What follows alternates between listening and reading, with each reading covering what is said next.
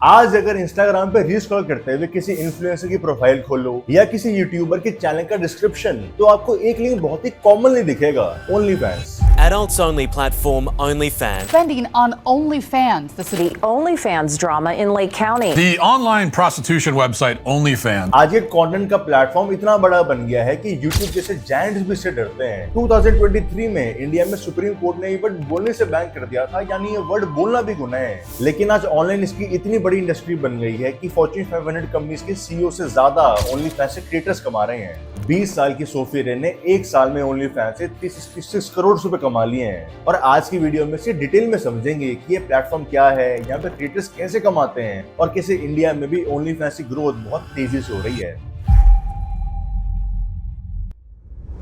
आज OnlyFans कोई छोटा नीश प्लेटफॉर्म नहीं रह गया है। इस पर अभी 46 लाख से ज्यादा क्रिएटर्स हैं, जिनको फॉलो करने वाले 37 करोड़ यूजर्स हो गए हैं। सिर्फ 2024 में ही फैंस ने प्लेटफॉर्म पे $7.22 बिलियन खर्च कर दिए हैं। 2016 में इसे ब्रिटिश एंटरप्रेन्योर टिम स्टोकली ने बनाया था और स्टार्टिंग में इसकी कोई खास ग्रोथ नहीं हुई थी। 2019 तक इसके सिर्फ 13.5 मिलियन यूजर्स थे। लेकिन इसी बीच 2018 में कंपनी का कंट्रोल लियोनिड डायनेस्की ने लिया, जो कि बहुत ही कंट्रोवर्शियल आदमी है। टीनेज से ही वो spam campaigns, password selling, con websites बनाने के लिए काम में जुड़ा हुआ था। इवन Amazon, माइक्रोसॉफ्ट तक ने इस पर लीगल केसेस किए हुए थे। रेडविस्की के कंट्रोल में आने के बाद सिर्फ 2 साल में प्लेटफॉर्म के यूजर्स 13.5 मिलियन से 187.9 मिलियन यूजर्स हो गए थे। पैंडेमिक में जहां बाकी कंपनीज रेवेन्यू बढ़ाने में जूझ रही थी, OnlyFans उस टाइम पे दौड़ रही थी। एडल्ट कंटेंट का कंजप्शन उस टाइम पे रिकॉर्ड लेवल पे पहुंच गया था। सिर्फ 4 साल में OnlyFans का रेवेन्यू 2000% बढ़ा है। इनफैक्ट OnlyFans ने Nvidia और Apple जैसे जायंट्स को भी पीछे छोड़ दिया है to become the most revenue efficient company.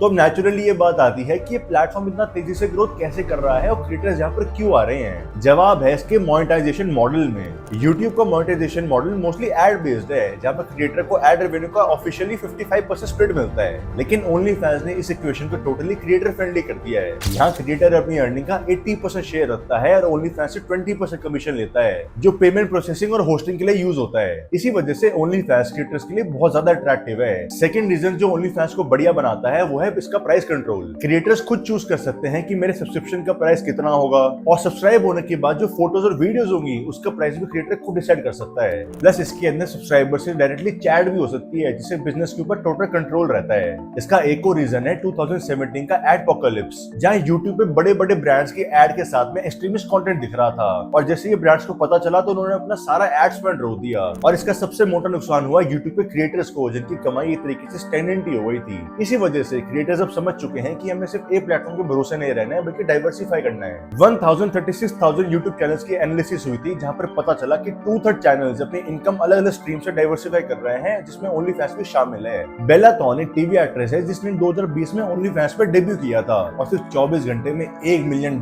यानी 9.62 करोड़ रुपए कमा लिए थे।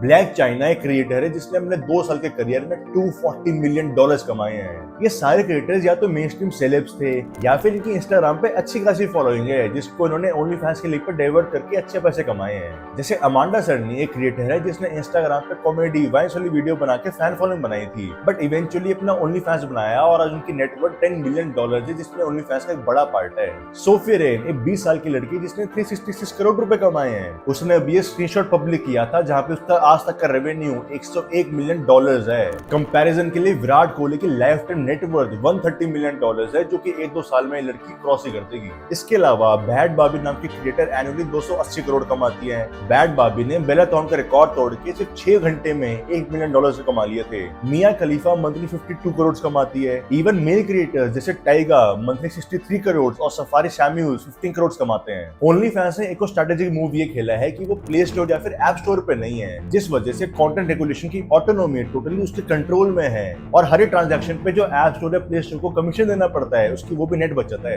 इनफैक्ट 2021 में OnlyFans को दिक्कत भी आई थी जब बैंकिंग प्लेटफॉर्म ने एडल्ट कंटेंट के ट्रांजैक्शन को लेने से मना कर दिया था, जिसके बाद टेम्परेरी बेसिस पे OnlyFans ने एडल्ट कंटेंट बंद कर दिया था। बट सून उन्होंने रियलाइज किया कि उनकी मेन आमदनी यहीं से होती है, तो वापस से शुरू कर दिया और छोटे मोटे बैंक ने सपोर्ट करके वापस OnlyFans को बड़ा बना दिया। अभी तक की सारी कहानी ग्लोबल थी, लेकिन अब धीरे धीरे OnlyFans इंडिया में भी ग्रो करता दिख रहा है। इंडिया में OnlyFans ना तो कम्प्लीटली इलीगल है या फिर लीगल है। यहाँ पे वेबसाइट ब्लॉग नहीं है, आप सीधा OnlyFans पे जाके किसी भी क्रिएटर को सब्सक्राइब कर सकते हो। आयरनी है कि एक तरफ इंडिया में लगातार कॉर्न वेबसाइट्स बैन होती रहती हैं, और दूसरी तरफ इंडिया में ओनली फैंस की स्पेंडिंग 2025 में 1170 करोड़ थी, जो कि 2024 के मुकाबले 40% ज्यादा थी। एशिया पैसिफिक रीजन में ऑस्ट्रेलिया के बाद इंडिया सेकंड हाईएस्ट स्पेंडर है। ओवरऑल वर्ल्ड में 11th हाईएस्ट स्पेंडर इंडिया है, और इंडिया में भी अब काफी क्रिएटर्स ओनली फैंस पर आ गए हैं, या फिर इंस्टाग्राम पे भी ओनली फैंस इतनी कमाई कर रहे हैं। I bet you no.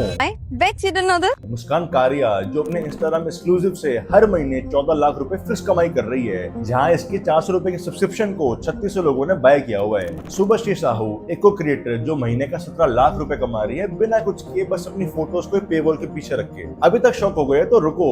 Ashwini नाम की एक लड़की है जिसका अकाउंट है पर्पल हेलिकॉन, जिसके 25,000 सब्सक्राइबर्स थे और मंथली 1 करोड़ रुपए कमाती है। ये तो चलो रियल क्रिएटर्स हैं जो आपसे बात करेंगे, आपको रियल में फोटोज दिख रही हैं, लेकिन अब तो एआई गर्लफ्रेंड्स भी आ गई हैं जिसके लिए लोग पैसे देते हैं, और ये कोई कॉन्सेप्ट फॉरेन नहीं है, इंडिया में भी काफी चल रहा है। वृतिका पटेल नाम की एक एआई इन्फ्लुएंसर है, यानी वो रियलिटी में एग्जिस्ट भी नहीं करती है, उसके लिए भी 172 लोग मंथली 400 रुपए पे करते हैं। ओनली फैंस नहीं, left soil may be right कोई रीजन, बट यहाँ पे वो इतना वर्क नहीं करता है।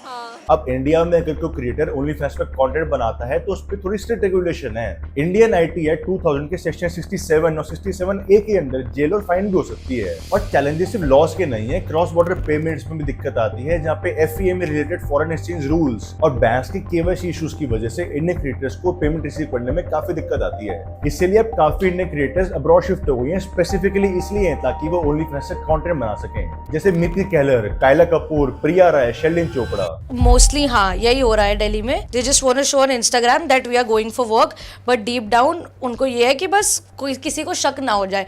मुझे सडनली एकदम से वो वहां से जैसे आती हैं, लग्जरी चीजें आ जाएंगी उनके पास, तो भाई समझ में आता है। तो वो क्या शुगर डैडी वाला कॉन्सेप्ट है या क्या कॉन्सेप्ट है, और ये कैसे चल रहा है, मतलब अगर आपको पता है तो? Not a single sugar daddy but multiples. India में रहते पूनम पांडे एक प्राइम एग्जांपल है, जो मेन स्ट्रीम में रहकर भी ओनली फैंस पे कंटेंट बनाती हैं। मेरे पे मतलब ओनली फैंस तक क्यों पहुंच गए थे हम? नहीं है क्या आपका? और ऐसा नहीं है कि यहाँ पे सिर्फ एक्सप्लिसिट कंटेंट बना के ही लोग पैसे कमा रहे हैं। एक एक्ट्रेस है रिया मैथ्यू, जो कि सोप्रानोस जैसी वेब सीरीज में काम कर चुकी हैं और पैंडेमिक में पैसे ना होने की वजह से ओनली फैंस पर आई थी। एक टाइम में वो बैंकरप्ट होने वाली थी और यहाँ पे उनकी सीधा मंथली इनकम 7 करोड़ की हो गई, और स्ट्रेंजली वो एडल्ट कंटेंट बनाती भी नहीं है। लोग बस उससे ऐसे रिक्वेस्ट करते हैं कि मेरे इस दोस्त से बात कर लो, मेरे दोस्त के लिए ये वीडियो बना दो, ये वीडियो बना दो। हैरी पॉटर की एक्ट्रेस जेसी केव ने ओनली फैंस पे पेज इसलिए बनाया ताकि वो अपने बालों के साउंड सुनाएगी, और ये सिर्फ एस्थेटिक्स के लिए है। स्ट्रेंजली अब इन प्लेटफॉर्म्स पे लोग पढ़ा भी रहे हैं, जहाँ पे PhD स्टूडेंट ज़ारा दान ने फिजिक्स पढ़ाने शुरू करी और अपने सारे लोन्स रीपे कर दिए हैं। एक ताइवानीज टीचर कॉर्नहब पे मैथ्स पढ़ाता है और मंथली 2 करोड़ रुपए कमाता है। और आज अगर इंडिया में ओनली फैंस जैसे प्लेटफॉर्म कंप्लीटली ओपन हो जाए तो मार्क माय वर्ड्स, आपको हजारों फिल्म क्रिएटर्स करोड़पति बनते दिखेंगी,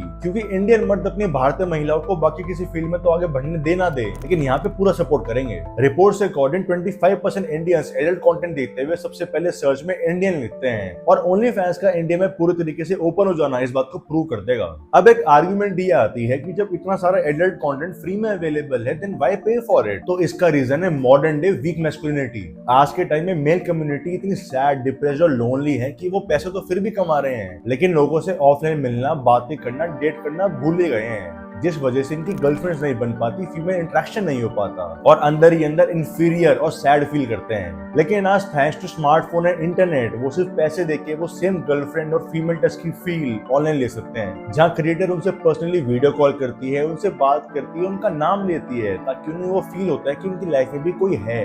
ओनली फैंस के अलावा इंडिया में खुद का देसी ओनली फैंस अलग से चलता है, जहाँ पे इंस्टाग्राम के कमेंट्स में DM for fun, I am free जैसे कमेंट्स से लड़कियां टेलीग्राम और इंस्टाग्राम के थ्रू पैसे कमाती हैं। एंड इसमें as famous influencer Apoorva Makhija says, गलती लड़कों की है जो ये कंटेंट देखने के पैसे दे रहे हैं। आज से कुछ साल पहले get ready with me video शुरू हुई थी, जो कि मेकअप ट्यूटोरियल्स होते थे, लेकिन आज उसका उल्टा अनड्रेस विद मी शुरू हो गया है, जहाँ पे मिलियंस में व्यूज आते हैं। काजल पांडे, सोफिया अंसारी, शुभश्री साहू जैसे कम से कम 1000 क्रिएटर्स होंगे जो कि सेंसुअल कंटेंट बेस के पैसे कमाती हैं। अब तो एस्ट्रोलॉजी में भी सेंसुअलिटी आ गई है और फैमिली रिलेशंस भी एडल्टेटेड हो गए हैं, जब पे संतूर मॉम अपने बेटे के साथ रील्स डालती हैं। इंटरेस्टिंगली अब भी इंस्टाग्राम पे सॉफ्ट कॉर्ड बढ़ने से और ओनली फैंस के आने से बाकी प्लेटफॉर्म्स का रेवेन्यू काफी घट गया है, क्योंकि मेजॉरिटी फीमेल क्रिएटर्स अब इन 2 प्लेटफॉर्म से पैसे कमा रही हैं। अब क्या ओनली फैंस पर कंटेंट बनाना सही है या उसका लोगों को खरीदना सही है या नहीं है? इस मोरालिटी के सवाल का जवाब मैं आपके ऊपर ही छोड़ता हूं। मुझे आप कमेंट्स में अपने ओपिनियन जरूर बताइए। आई होप आपको आज ओनली फैंस का बिजनेस मॉडल समझ समझ आया होगा and you learned something new. If you did, so please make sure to subscribe to us because we make such detailed videos every 4 days. So please subscribe to the channel and thanks for watching.